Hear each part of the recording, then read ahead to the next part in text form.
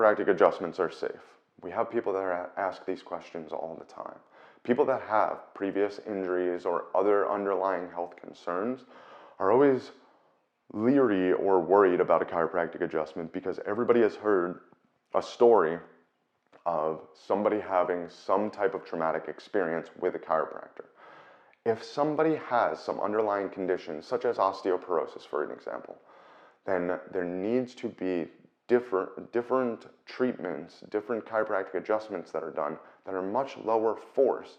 And it's going to take a little bit longer to get them to where they need to be, but there's always alternative ways of adjusting people that are going to be much gentler, much easier on the person's body that has the underlying health conditions.